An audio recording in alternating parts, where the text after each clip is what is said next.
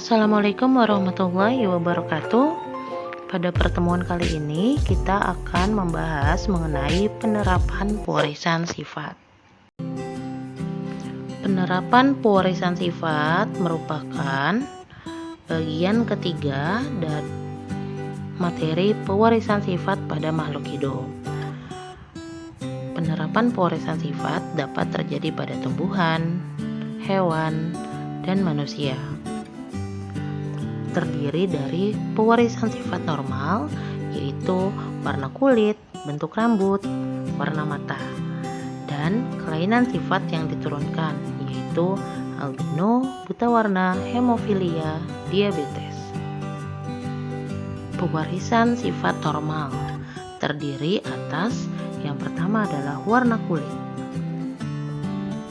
yang kedua pertumbuhan rambut pada dahi.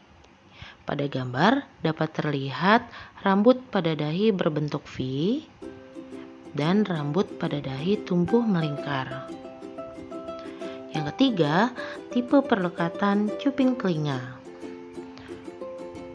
Pada gambar terlihat cuping telinga terlepas dan cuping telinga melekat. Yang keempat adalah bentuk rambut. Berikutnya adalah golongan darah. Golongan darah dapat dipastikan dengan pemeriksaan golongan darah dengan preparat darah yang segar yang diambil secara langsung. Setelah itu akan diteteskan pada lempeng atau bidang yang telah diisi dengan zat anti atau antibodi terhadap golongan darah A dan B. Pada sistem penggolongan darah ABO terdapat 4 jenis golongan darah. Jika di bidang zat anti A menggumpal, berarti golongan darahnya adalah A. Jika di bidang zat anti B menggumpal, berarti golongan darahnya B. Jika di kedua bidang menggumpal, berarti golongan darahnya adalah AB. Jika di kedua bidang tidak menggumpal, berarti golongan darahnya adalah O. Dapat kita lihat pada kartu golongan darah. Golongan darah A, di sini terlihat darah akan menggumpal pada bagian yang ditetesi oleh anti A. Golongan darah B akan terlihat darah yang menggumpal pada bagian yang ditetesi oleh anti B. Golongan darah AB yaitu terlihat darah menggumpal pada bagian yang ditetesi oleh anti A dan anti B. Sedangkan pada golongan darah O tidak terlihat darah yang menggumpal pada bagian yang ditetesi A maupun B. Selanjutnya terdapat istilah-istilah dalam transfusi darah. Yang pertama adalah donor universal, yaitu golongan darah yang bisa menyumbangkan darahnya untuk semua tipe golongan darah lain, yaitu O. Yang kedua, resipien universal, yaitu golongan darah yang bisa menerima darah dari semua tipe darah lainnya, yaitu golongan darah AB.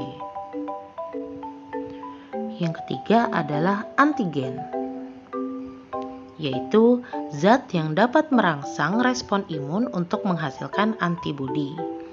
Antigen disebut juga sebagai agglutinogen, yaitu antigen permukaan pada membran sel darah merah atau eritrosit. Agglutinogen merupakan protein yang terdapat pada membran sel darah merah atau eritrosit. Yang keempat, antibodi, yaitu kekebalan tubuh manusia. Pada sistem penggolongan darah ABO, antibodi kita sebut juga sebagai agglutinin. Antibodi atau agglutinin ini terdapat di dalam plasma darah dan akan terbentuk secara alami. Berikut ini adalah tabel sistem penggolongan darah ABO. Golongan darah A memiliki aglutinogen A. Golongan darah B memiliki aglutinogen B. Golongan darah AB memiliki aglutinogen A dan B. Dan golongan darah O tidak memiliki aglutinogen. Pada golongan darah A akan terbentuk antibodi pada plasma darah, yaitu antibodi B. Pada golongan darah B akan terbentuk antibodi atau aglutinin A. Pada golongan darah AB tidak terdapat aglutinin atau antibodi. Dan pada golongan darah O akan terbentuk antibodi A dan B. Yang berikutnya adalah pewarisan golongan darah. Golongan darah sistem ABO memiliki genotip homozigot dan heterozigot. Silahkan kalian simak. Golongan darah A homozigot memiliki genotip IA. Sedangkan golongan darah A heterozigot memiliki genotip IAIO. Golongan darah B homozigot memiliki genotip IBIB. Golongan darah B heterozigot memiliki genotip IBIO. Golongan darah AB hanya terdapat heterozigot, yaitu IAIB. Golongan darah O hanya memiliki genotip homozigot, yaitu IOIO. Ya, untuk lebih memahaminya, kita lihat contoh soal yang pertama. Reni adalah anak dari seorang ibu dengan golongan darah B homozigot dan ayah dengan golongan darah AB. Kemungkinan golongan darah yang dimiliki Reni adalah, cara menjawabnya adalah kita menentukan P1 dahulu, yaitu parental 1. Induk atau P1-nya, golongan darah ibunya adalah B homozigot, berarti genotipnya adalah IBIB. Sedangkan golongan darah ayah adalah AB, maka genotipnya adalah IAIB. Yang kedua, kita menentukan G1 atau gamet atau sel kelamin. Karena di sini IBIB sifatnya homozigot, maka gametnya kita akan membentuk hanya satu buah gamet, yaitu IB. Sedangkan IAIB akan membentuk dua gamet, yaitu IA dan IB. Yang selanjutnya kita dapat menentukan F1 atau filial atau keturunannya. Maka bagaimana caranya? Dapat kita silangkan. IB kita silangkan dengan IA, maka akan kita tulis IAIB. Yang berikutnya IB akan kita silangkan dengan IB, maka kita tulis IBIB. Jadi kemungkinan golongan darah Reni adalah AB atau B. Berikutnya contoh soal nomor 2. Jika seseorang bergolongan darah A heterozigot, yaitu IAIO, menikah dengan seseorang bergolongan darah O, yaitu IOIO, kemungkinan golongan darah keturunannya adalah, cara menjawabnya kita tentukan P1-nya dahulu. P1 adalah parental atau induk. Tadi seseorang bergolongan darah IAIO atau A heterozigot menikah dengan seseorang bergolongan darah O. Berarti genotipnya adalah IOIO. Maka langkah selanjutnya kita akan menentukan gamet atau sel kelamin. IAIO memiliki dua gamet, yaitu IA dan IO. Sedangkan IOIO memiliki hanya satu gamet, yaitu IO. Yang selanjutnya kita dapat menentukan F1-nya. yaitu filial yang pertama atau keturunan pertama. Dengan cara menyilangkan IA kita silangkan dengan IO, hasilnya adalah IAIO.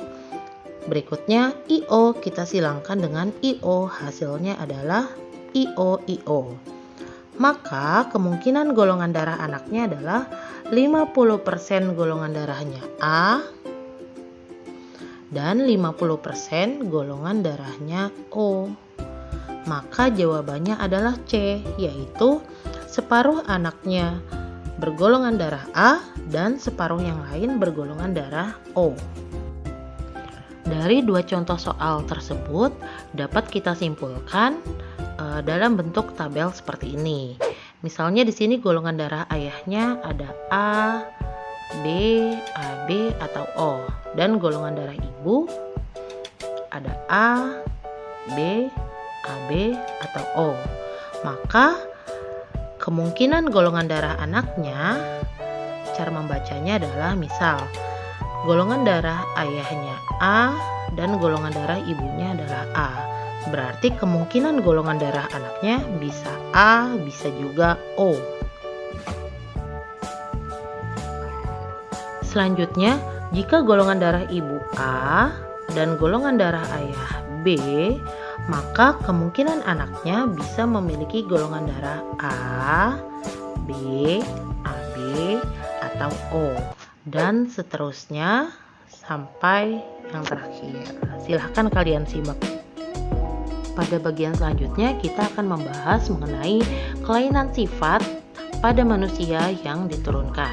Yang pertama adalah albino.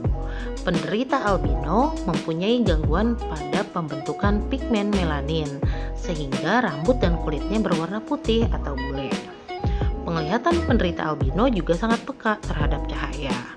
Sifat albino dikendalikan oleh gen resesif A kecil, sedangkan alelnya gen A besar menentukan sifat yang normal. Jadi, penderita albino mempunyai genotip A kecil, sedangkan orang yang normal mempunyai fenotip A besar atau A besar A kecil. Dapat kita lihat pada tabel, yaitu fenotip albino memiliki genotip A kecil atau bersifat resesif. Sedangkan fenotip normal itu memiliki genotip A besar. Dan fenotip karier di sini merupakan seseorang yang normal tetapi di dalam tubuhnya itu membawa gen kelainan albino, sehingga genotipnya adalah A besar A kecil. Dia tampak normal dari luar, tetapi di dalam tubuhnya membawa sifat kelainan gen albino ini. Yang kedua adalah buta warna. Gen buta warna terpaut pada kromosom X dan bersifat resesif dan dilambangkan dengan C kecil. Gen normal atau C besar bersifat dominan terhadap gen buta warna atau C kecil. Gen buta warna akan berpengaruh dan menyebabkan buta warna ketika tidak bersama dengan gen normal atau C besar. Maka, kemungkinan genotip yang dapat terjadi sebagai berikut. Pria buta warna. Pria buta warna memiliki genotip X, C kecil, Y. Sedangkan wanita buta warna memiliki genotip X, C kecil, X, C kecil. Ya, dapat kita lihat pada tabel berikut. Pria itu memiliki genotip XY, sedangkan wanita memiliki genotip XX. Maka, pria buta warna memiliki genotip X, C kecil, Y. Sedangkan wanita buta warna memiliki genotip X, C kecil, X, C kecil. Untuk pria normal, dia memiliki genotip XC besar Y, dan pada wanita normal, XC besar, XC besar. Dan yang terakhir adalah wanita pembawa sifat buta warna atau wanita karier, yaitu XC C besar X C kecil. Karier di sini adalah dia memiliki sifat yang normal, tetapi di dalam tubuhnya membawa gen buta warna. Ya, pada gambar ini terdapat visual mata ilustrasi terhadap orang yang memiliki kelainan buta warna. Pada mata normal, kita dapat membedakan keseluruhan warna. Pada buta warna deuteranopia, itu seseorang ini tidak dapat membedakan warna hijau atau no green. Pada protanopia, maka seseorang tidak dapat membedakan warna merah, tidak terlihat warna merah di matanya atau no red. Pada tritanopia, seseorang tidak dapat membedakan warna biru atau no blue. Yang berikutnya adalah seseorang yang menderita buta warna total. Jadi visual mata yang mereka lihat itu semuanya hitam putih, dan ada juga yang buta warna lemah. Yang ketiga adalah hemofilia. Hemofilia merupakan penyakit keturunan pada manusia yang menyebabkan darah sukar membeku ketika terjadi luka. Hal ini disebabkan karena tidak adanya faktor pembeku darah. Hemofili diwariskan melalui kromosom X dengan gen bersifat resesif terhadap gen normal. Gen H besar dan gen H kecil terpaut pada kromosom X. Hemofili akan muncul jika gen H kecil tidak bersama dengan gen H besar. Sehingga pria yang menderita hemofili akan memiliki kromosom seks dengan genotip XH kecil Y. Sedangkan pada wanita hemofili itu tidak akan dijumpai karena dia bersifat letal atau mati dalam keadaan kandungan. Jadi hemofili ini hanya terdapat pada pria, sedangkan pada wanita hemofili itu tidak ada karena ketika dia membawa gen hemofili, wanita ini akan meninggal ketika di dalam kandungan. Genotip yang mungkin terjadi adalah pria hemofili adalah XH kecil Y. Sedangkan wanita hemofili ini XH kecil, tapi dia bersifat letal atau mati. Pria normal XH besar Y.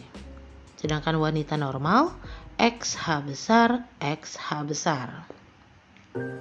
Dan yang terakhir XH besar, XH kecil, yaitu adalah wanita pembawa sifat hemofili atau karier hemofili.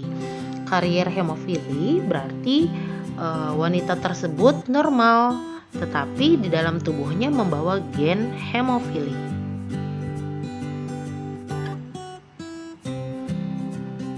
Yang terakhir adalah pewarisan sifat dalam pemuliaan makhluk hidup.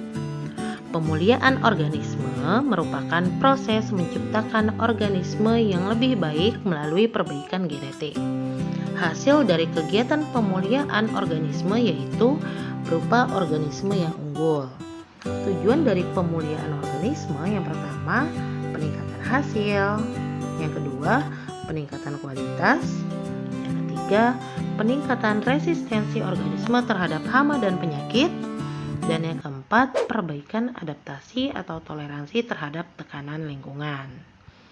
Pemuliaan organisme meliputi pembastaran atau hibridisasi atau persilangan, inseminasi buatan, cloning, teknologi nuklir, pengolahan lahan, teknologi hidroponik, dan aeroponik. Beberapa materi ini telah kita bahas pada materi perkembangbiakan hewan dan tumbuhan. Kita ulang sedikit.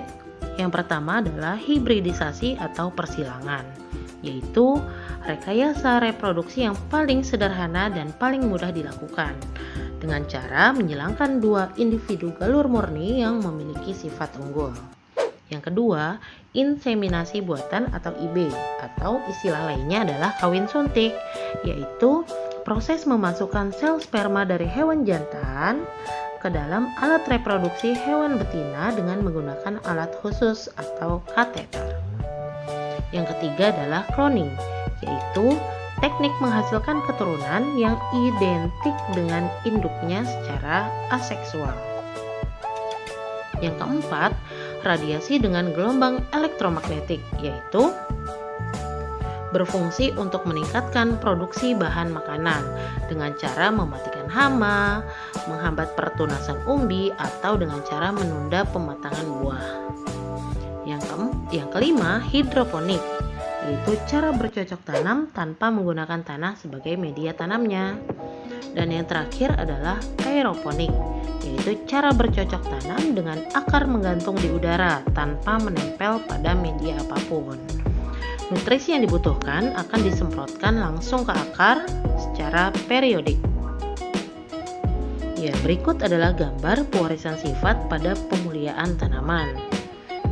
Ada beras kuning hasil padi transgenik, mangga alpukat, kubis aneka warna, semangka tanpa biji, mentimun semangka, tomat tahan lama. Selanjutnya, pewarisan sifat pada pemuliaan hewan. Di sini ada perbedaan sapi jenis balakan dan sapi limosin pedaging. Kemudian terdapat gambar contoh jenis-jenis ayam pedaging dan ayam Sussex pedaging. Silakan kalian simak, ada 5 buah pertanyaan.